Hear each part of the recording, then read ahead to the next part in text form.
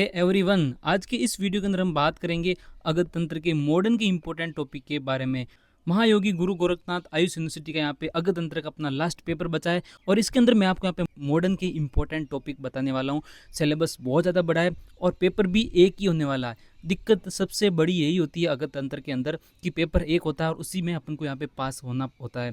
अगर दो पेपर होता है तो उसमें अपने चांस ज़्यादा रहते हैं पास होने की। बट यहाँ पे आपको मॉडर्न के मैं इंपॉर्टेंट टॉपिक बता रहा हूँ, वो आपको यहाँ पे करके ही जाना है। कुछ भी नहीं कह सकता आपकी यूनिवर्सिटी का।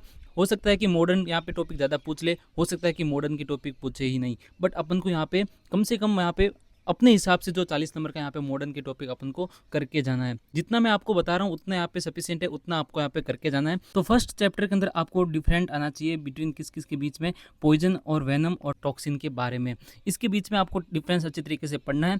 एंड डिस्क्राइब क्लासिफिकेशन ऑफ विष एंड पॉइजन, विष एंड पॉइजन का यहाँ पे क्लासिफिकेशन आपको यहाँ पे पढ़ के जाना है। Route of administration of poison भी आपको अच्छी तरीके से पढ़ना है। इसके बाद अपने दूसरे नंबर टॉपिक के अंदर आपको दो इंपॉर्टेंट टॉपिक है वो आपको अच्छी तरीके से कवर कर रख के जाना है।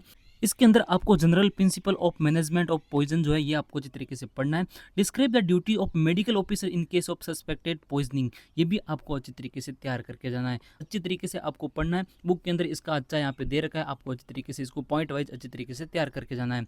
तीसरे टॉपिक के अंदर आपको यहाँ पे describe food poisoning and types and इसके मैनेजमेंट आपको अच्छी तरीके से देखना है। एक बार यहाँ पे एक पेज का कंटेंट इसका याद कर लो, एक पेज का कंटेंट इसके लिए सफिशिएंट है। Discuss the clinical application of principle of Agada Tantra in management of food poisoning, ये भी आपको यहाँ पे जो है एक बार पढ़ के जाना है। इसके बाद आपके यहाँ पे टॉपिक नंबर 5 में आपको ड्रग इंड्यूस टॉक्सिसिटी क्या होती है ये आपको पढ़ना है। इसके यहाँ पे एक पेज का कंटेंट आपको याद करना है। Discuss various occupational poison and their health hazard भी आपको यहाँ पे पढ़ना है। यहाँ से काफ़ी बार क्वेश्चन आता है, यहाँ से काफ़ी बार क्वेश्चन आता है, ये आपको यहाँ पे छोड़ के नहीं जाना है, पढ़ के जाना है। और साथ ही के अंदर आपको एक टॉपिक हल्का सा आप इसके बारे में पढ़ना है, डिफाइन द डिस्कस एलर्जी, है ना, एलर्जी के बारे में आपको पढ़ना है। और आयुर्वेद से यहाँ पे आप इसको क्या समझते हैं ये भी आपको इसके साथ में पढ़ के जाना है। हो सकता है कि इस बार ये पूछ ले। इसके बाद एनवायरमेंटल टॉक्सिकोलॉजी से आपको यहाँ पे इसकी जो डेफिनेशन है वो आपको एक बार देख के जाना है। इसके बाद ये एनके का टॉपिक है, बट यहाँ पे कभी कभी क्या है कि एमसीक्यू के अंदर यहाँ पे पूछ लेता है। इकोटॉक्सिकोलॉजी और बायोमैग्निफिकेशन क्या होता है ये भी आपको एक बार यहाँ पे देख के जाना है। इसके बारे में जो यहाँ पे एमसीक्यू हो सकता है कि आ जाए, ऐसे क्यू और एल क्यू चांस नहीं है, बट एमसीक्यू के अंदर ये पूछ सकता है। उसके बाद अपना टॉपिक नंबर 7 से आपको कॉन्टैक्ट डर्मेटाइटिस क्या होता है और इसके टाइप्स क्या होता है यह आपको हल्का सा एक बार आपकी आंखों के सामने से गुजारना है। और इसके साथ ही dermatological condition and due to गर्विस एंड दूसिविस, इसके कारण क्या यहाँ पे कंडीशन पैदा हो सकती है ये भी आपको यहाँ पे एक बार देख के जाना है। इसके बाद स्थावर विष से आपको पॉइजन ऑफ मेटेलिक ऑर्गन के अंदर आपको कितनी यहाँ पे पढ़नी है, तो अपने 4 सिलेबस के अंदर दे रखे हैं। आर्सेनिक, मरकरी, लेड और कॉपर, ये चारों आपको पढ़ना पड़ेगा। चारों आपको यहाँ पे कंपेयर स्टडी में पढ़ना है, ऐसे कंपेयर में कर लो, साथ में इसका डोज वगैरह सब कुछ याद करना है ना, अच्छी तरीके से पढ़ना है। और साथ ही के अंदर इसमें जो भी डिफरेंशियल डायग्नोसिस दे रखा है वो भी आपको अच्छी तरीके से पढ़ना है। डिफरेंशियल डायग्नोसिस पूछ सकता है क्योंकि यहाँ पे काफ़ी बार यूनिवर्सिटी यहाँ पे डिफरेंशियल डायग्नोसिस भी पूछती है, आपको ये भी अच्छी तरीके से पढ़ना है। और जहाँ तक मेरे को लग रहा है यहाँ पे इसमें से आर्सेनिक और मरकरी में से मेरे को लग रहा है कि आ सकता है, बट यहाँ पे आपको चारों पढ़ के जाना है। ओके, उसके बाद अपन जांगम विष के अंदर बात करते हैं। तो जांगम विष के अंदर आपको यहाँ पे क्या क्या पढ़ना है मॉडर्न के अंदर, इसके अंदर आपको क्लासिफिकेशन करना है स्नैक के यहाँ पे क्लासिफिकेशन पढ़ना है। और साथ ही के अंदर वेनेमस और नॉन वेनेमस में यहाँ पे क्या क्या डिफरेंस होता है ये भी आपको पढ़ना है। और इसके अंदर आपको कौन कौन से सांप के बारे में आपको हल्का से स्नैक के बारे में पढ़ना है, तो common cobra, king cobra, Russell's wiper और सो स्केल वाइपर, बस इतना बहुत है। इतना यहाँ पे करके जाओ। इनकी यहाँ पे क्या क्या पढ़ना है आपको, fetal dose, fetal period, sign and symptom आपको यहाँ पे पढ़ना है। क्योंकि हो सकता है कि यहाँ से एमसीक्यू भी दे दे, हो सकता है कि यहाँ से जो है एसएक्यू भी वो दे सकता है। बट जहाँ तक मेरे को लग रहा है यहाँ पे ये वाला बहुत ज़्यादा इंपॉर्टेंट है। डब्ल्यूएचओ के अकॉर्डिंग जो है मैनेजमेंट ऑफ स्नैक यहाँ पे आपको आना चाहिए। इसका यहाँ पे अच्छी तरीके से इसका 1 से 2 पेज यहाँ पे इसका तैयार करके जाओ। उसके बाद कृत्रिम विष के अंदर आपको क्या पढ़ना है, तो हल्का हल्का इसके बारे में इन्फॉर्मेशन निकालनी है, जैसे कि इनऑर्गेनिक एसिड और ऑर्गेनिक एसिड के बारे में आपको शॉर्ट के अंदर पढ़ना है। इसके अंदर जो भी है ये आपको अच्छी तरीके से इसकी जो डोज वगैरह है वो आपको याद करनी है। बाकी आप इसमें हल्का यहाँ पे फेंक भी सकते हो। कॉमन पैटर्न भी होता है एक तरह का, वो भी आप यहाँ पे बना सकते हो, वो भी आप सभी के अंदर यहाँ पे लिख सकते हो। तो कॉमन पैटर्न क्या क्या होता है, यदि ये आपको चाहिए तो आपको यहाँ पे कमेंट करना है कि सर हमको यहाँ पे कितने यहाँ पे कॉमन पैटर्न होते हैं, जैसे कि मेडियोलीगल एस्पेक्ट है, किस किस का आप याद करोगे, इन सब का कॉमन पैटर्न होता है।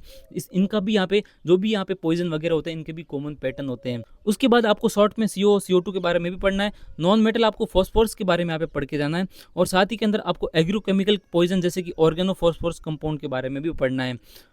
इसके बाद में आपको यहाँ पे हल्की इंफॉर्मेशन, एक एक पेज जो है यहाँ पे एक्यूट एथेनॉल पॉइजनिंग के बारे में पढ़ना है, मेथनॉल पॉइजनिंग के बारे में भी पढ़ना है, और यहाँ पे क्रोनिक एल्कोहलिज्म क्या होता है, इसका मैनेजमेंट कैसे करते हैं, ये भी आपको हल्का सा यहाँ पे पढ़ के जाना है। अल्कोहल विड्रॉल के बारे में आपकी इच्छा है यहाँ पे पढ़ के जाओ कि नहीं, बट सबसे पहले जो है ऊपर वाले टॉपिक आपको तैयार करने हैं, उसके बाद यहाँ पे अल्कोहल विड्रॉल पे आना है। इसका हल्का सा इन्फॉर्मेशन आपको यहाँ पे निकालना है कि ये क्या होता है, ताकि आ जाए तो आप कम से कम वहाँ पे लिख सको। उसके बाद यहाँ पे अपना कैंसर के बारे में क्या आ सकता है, क्योंकि अभी जो है आयुर्वेदा के अकॉर्डिंग जो है काफ़ी रिसर्च चल रही है अपने कैंसर के ऊपर। तो यहाँ पे आपको क्या क्या पढ़ना है, कीमोथेरेपी के बारे में पढ़ना है, इससे जो भी यहाँ पे टॉक्सिसिटी प्रोड्यूस होती है वहाँ पे आप आयुर्वेदिक मैनेजमेंट कैसे कर सकते हो, ये आपको यहाँ पे पढ़ना है। ऐसे ही आपको रेडियोथेरेपी के बारे में भी पढ़ना है। ये 2 टॉपिक यहाँ पे करके जाओ, सफिशिएंट है इसके लिए। इसके बाद यहाँ से जो है LAQ भी देखने को मिल सकता है आपको। यहाँ पे NCSM के बारे में, इसके ऑब्जेक्टिव और उसके फंक्शन वगैरह आपको आना चाहिए। उसके बाद describe the duties, the right and privilege of A registered medical practitioner, ये आपको आना चाहिए। डिस्क्राइब प्रोफेशनल नेग्लिजेंस क्या होता है, प्रोफेशनल मिसकंडक्ट क्या होता है, ये आपको अच्छी तरीके से पढ़ना है। ये 2 टॉपिक यहाँ पे अच्छी तरीके से करके जाओ। उसके बाद अपना पर्सनल आइडेंटिफिकेशन में अपन को क्या पढ़ना है, बस DK का पूरा टॉपिक है, यहाँ से नहीं पूछता है, बट यहाँ पे हल्का सा आपको यहाँ पे निकालना है कि आइडेंटिफिकेशन क्या होता है, उसके आइडेंटिफिकेशन डाटा कौन कौन से होते हैं, ये आपको देखना है। Describe the medico legal importance of age, ये भी आपको अच्छी तरीके से पढ़ना है। बस इतना पढ़ना इसके लिए सफिशिएंट है। थैनेटोलॉजी पूरा इंपॉर्टेंट है, थैनेटोलॉजी बहुत ज़्यादा इंपॉर्टेंट है, यहाँ से सीधा सीधा LAQ देखने को मिल सकता है। बट आपको यहाँ पे क्या क्या पढ़ना है, define death, describe the stage of mode of death, explain the immediate change of following death. आपको इमीडिएट चेंज क्या क्या होते हैं, 3 चेंज जो भी होते हैं वो आपको यहाँ पे अच्छी तरीके से पढ़ना है। उसके बाद आपको यहाँ पे अर्ली चेंज यहाँ पे पढ़ना है डेथ का, और इसके अंदर आपको algor mortis, rigor mortis and livor mortis तीनों यहाँ पे पढ़ के जाना है। तीनों में जो भी यहाँ पे अच्छी तरीके से इंफॉर्मेशन आपको निकालनी है, यहाँ से इंपॉर्टेंट LAQ बन सकता है। उसके बाद आपको हल्की सी इंफॉर्मेशन निकालनी है प्यूरिफिकेशन के बारे में, मम्मीफिकेशन के बारे में और एडिपोकेयर के बारे में, हल्की सी इंफॉर्मेशन, बस ज़्यादा मैं इसको पढ़ने को नहीं बोल रहा हूँ, आपको इसके बारे में आना चाहिए थोड़ा बहुत कि ये होता क्या है। उसके बाद अपना ऑटोप्सी के बारे में आपको अच्छी तरीके से पढ़ना है, इसके टाइप्स वगैरह और इसके ऑब्जेक्टिव क्या क्या है, ये आपको अच्छी तरीके से पढ़ना ही पड़ेगा। ऑटोप्सी हो सकता है कि आ जाए, MK का टॉपिक भी है और इंपॉर्टेंट टॉपिक भी होता है। उसके बाद अपना एक्सपेक्जियल डेथ के अंदर आपको क्या पढ़ना है, डिफाइन हैंगिंग, हैंगिंग आपको डिफिनेशन उसकी आनी चाहिए, उसकी क्लासिफिकेशन वगैरह आना चाहिए। स्ट्रेंगुलेशन क्या होता है और सफोकेशन यहाँ पे क्या होता है, बट यहाँ पे मेरे को जहाँ तक लग रहा है आपको स्ट्रेंगुलेशन ही पढ़ना चाहिए, उसके बाद यहाँ पे सफोकेशन पे आना चाहिए। यदि आपके पास टाइम है तो सफोकेशन भी पढ़ो, बट स्ट्रेंगुलेशन आपको यहाँ पे जरूर पढ़ के जाना है। हैंगिंग और स्ट्रेंगुलेशन में क्या डिफरेंस होता है, ये भी आपको अच्छी तरीके से यहाँ पे तैयार करके जाना है। डिफाइन ड्राउनिंग, ड्राउनिंग आपको पढ़ना है, उसके क्लासिफिकेशन पढ़ना है, उसके पोस्टमार्टम अपीयरेंस और मेडिको लीगल एस्पेक्ट आपको सारा यहाँ पे ये तैयार करके जाना है। उसके बाद इंजरी पे आना है, तो इंजरी के बारे में आपको ज़्यादा नहीं पढ़ना है, क्या कौन कौन सी इंजरी पढ़नी है मैं आपको बता रहा हूँ। आपको उसका क्लासिफिकेशन पूरा पढ़ना है। एक तो आपको उसका क्लासिफिकेशन आना चाहिए, क्योंकि जैसे ही आपको इंजरी का टॉपिक दिखे आप यहाँ पे क्लासिफिकेशन से शुरू करो, आपको यहाँ पे अच्छे मार्क्स मिलेंगे, है ना। उसके बाद आपको यहाँ पे कौन कौन सी इंजरी पढ़नी चाहिए, तो मैकेनिकल इंजरी आपको पूरी तरह से पढ़नी है। मैकेनिकल इंजरी जो है आपको यहाँ पे पूरी तरीके से पढ़नी है और अच्छे से इसको यहाँ पे तैयार करना है। बस एक इंजरी सफिशिएंट है, यहाँ से ही क्वेश्चन आएगा, यहीं से बनता है और यही इंपॉर्टेंट है। ओके, मैकेनिकल इंजरी अच्छे से यहाँ पे करके जाओ डायग्राम के साथ में। उसके बाद अपना प्रेगनेंसी, डिलीवरी, एबॉर्शन के अंदर आपको क्या पढ़ना है, तो यहाँ पे डिफाइन आपको प्रेगनेंसी आनी चाहिए। इन्फेंटिसाइड क्या होता है ये आपको यहाँ पे आना चाहिए, और साथ ही के अंदर आपको क्लासीफाई एबॉर्शन, एबॉर्शन के कौन कौन से टाइप होते हैं ये भी आपको अच्छी तरीके से पढ़ना है। MTP और PCPNDT है ना, ये जो है इसके बारे में आपको हल्की सी इंफॉर्मेशन निकालनी है, क्योंकि यहाँ से हो सकता है कि MCQ देखने को मिले, हो सकता है कि यहाँ से SAQ भी आ सकता है, क्योंकि MTP के बारे में वो पूछ सकता है, एबॉर्शन के बारे में भी वो पूछ सकता है, और ये वाला एक्ट PCPNDT के बारे में भी वो पूछ सकता है। जहाँ तक मेरे को लग रहा है इन दोनों में से यहाँ पे MCQ आने के चांस रहते हैं। ओके, उसके बाद अपना सेक्सुअल ओफेंस के अंदर आपको क्या पढ़ना है, पूरा पढ़ने की आपको जरूरत नहीं है इसके अंदर, बस आपको यहाँ पे रैप के बारे में पढ़ना है, और साथ ही के अंदर examination of rape victim and accused, इसके बारे में आपको यहाँ पे इसका एग्जामिनेशन किस प्रकार से होता है अच्छी तरीके से अपनी बुक के अंदर भी दे रखा है, ये आपको यहाँ पे तैयार करके जाना है।